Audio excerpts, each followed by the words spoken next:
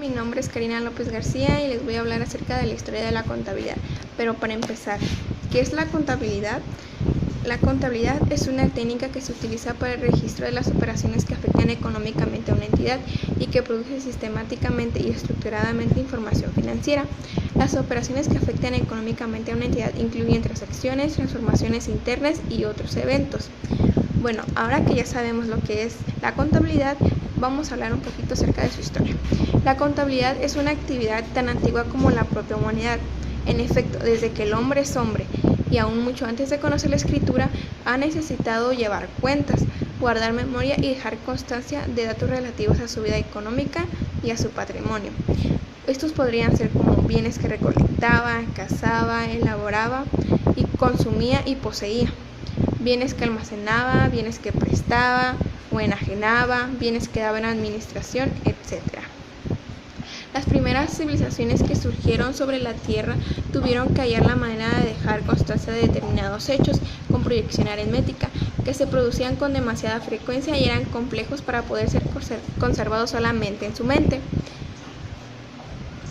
Así que se recurrió a símbolos, elementos gráficos, que años más tarde se transformaron en jeroglíficos y que en la actualidad, en nuestra ya sistematizada contabilidad, conocemos como rubros y cuentas.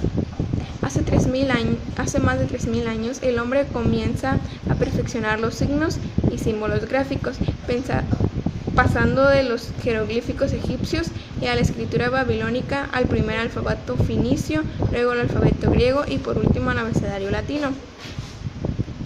Y esto pasando a fechas más específicas, algunos eventos podrían ser: en el año 6000 a.C. se utilizaban tablillas de barro o arcilla para registrar. Esto se llamaba ábac, considerado como el documento más antiguo. En el año 6000 a.C.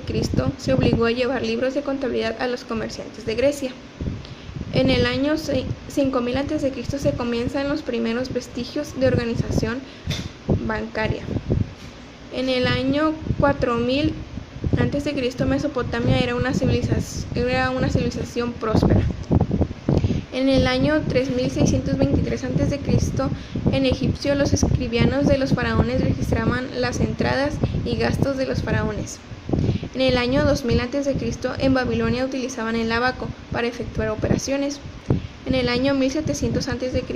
el código Hammurabi contenía las leyes, permisos y normas civiles del comercio. En el año 594 a.C. se construye el Tribunal de Cuentas destinado a encomendar funcionarios y diversos servicios administrativos. Para el año 356 a.C., un periodo de apogeo de Alejandro Magno debido a un adecuado control de sus anotaciones. En el siglo I, en Roma, todos los jefes de familia anotaban sus ingresos y gastos en un libro llamado Adversaria. En el siglo VIII, Carlos Magno fundó un libro llamado Capitulare. En el siglo IX se estabiliza la economía del Imperio Romano, la moneda Besat. En el siglo XIII, Lucas Pacioli analizó el sistema método contable de la partida doble.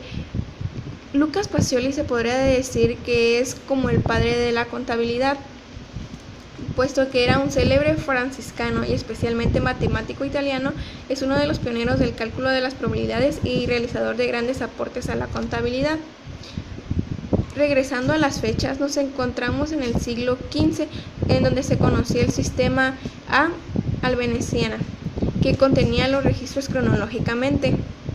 En el siglo XIX, aproximadamente en el año 1808, comienza la revolución industrial, en donde la contabilidad comienza a tener modificaciones de fondo y forma.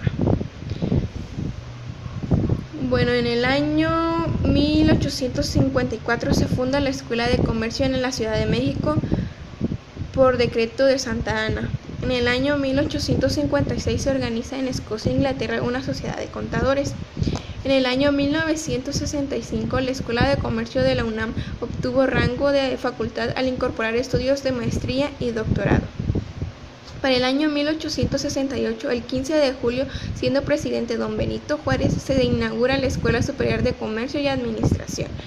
Para el año 1871 se crean escuelas de la carrera de empleado y contador y corredor titular. En 1896, el Senado del Estado de Nueva York otorga reconocimiento legal a la profesión del contador público. El 26 de mayo de 1907, el mexicano Fernando Díaz Barroso presentó el primer examen profesional para obtener el diploma de contador de comercio. El 11 de septiembre de 1917 quedó constituida la Asociación de Contadores Titulados. En diciembre de 1925, la Secretaría de Educación Pública revalidó el título de Fernando Díaz Barroso al otorgarle el primer título de contador público. En septiembre de 1943, el ITESM inició sus actividades. Una de sus 4 divisiones fue la Escuela de Estudios Contables, donde se podría estudiar contador público y contador privado.